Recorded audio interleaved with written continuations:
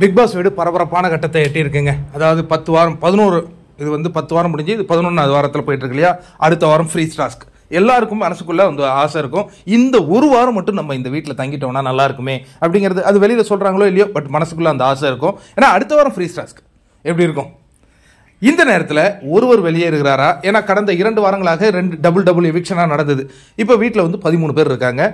2 பேரை கூட வெளியே அனுப்பலாம். ஏன்னா ஃப்ரீ டாஸ்க்கை பொறுத்த வரைக்கும் 5 நாட்கள் 2 10 அப்படி தான் கணக்கு போட்டு மோஸ்ட்லி 10-11 பேர் தான் இருந்து நான் பார்த்துருக்கேன். பார்ப்போம் என்ன நடக்குதுன்னு. 1ஆ 2ஆன்னு பார்க்கணும். முதல்ல பார்த்தீங்கன்னா முத்துக்குமரன் தொடர்ந்து வாக்குகளில் அதிகமான வாக்குகளை குவித்துட்டு வராருங்க. 2வது இடத்துல ராணவ் இருக்கார், ஆடாமல் ஜெயிச்சவர். அதுக்கு அடுத்தது வந்து 3வது இடத்துல சௌந்தர்யா இருக்காங்கங்க. 4வது இடத்துல ஜாக்குலின், 5வது இடத்துல அருண் இருக்காரு, 6வது இடத்துல தீபக், 7வது இடத்துல சர்ப்ரைசிங் ஃபேக்டராக அன்ஷிதா. நேற்று ரஞ்சித்துக்கு மேலே இருந்தவங்க இன்று கபகபகபன்னு மேலே வந்திருக்காங்க. அன்ஷிதாவுக்கும் கீழே பவித்ரா சென்றிருக்கிறார்கள். இப்போ மஞ்சரி, ரயான், ரஞ்சித் இவங்களுக்குள்ள ஒரு கடுமையான போட்டி நிலவிட்டு இருக்கு. யார் இந்த வாரம் வெளியேற போறாங்க அப்படின்னு சொல்லிட்டு.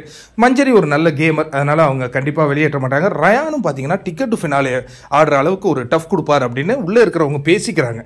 அதனால நீங்கள் யோசிச்சு பார்த்தீங்கன்னா, ஏன்னா இந்த அடுத்த வாரம் வந்து ஃப்ரீ டாஸ்க் இல்லையா, அதில் வந்து ரயான் வந்து டிக்கெட் டு ஃபினாலே வெற்றி பெற்றதுனால அவர் அடுத்த வாரம் வெளியேறுவதற்கு வாய்ப்பு இல்லைங்கிறதுனால அதுக்கு அடுத்தது டிக்கெட் டு ஃபினாலே 13வது வாரம் வந்துருங்கிறதுனால அப்படி ஒரு கனெக்ட் பண்ணுறாங்களா என்னன்னு எனக்கு தெரியல.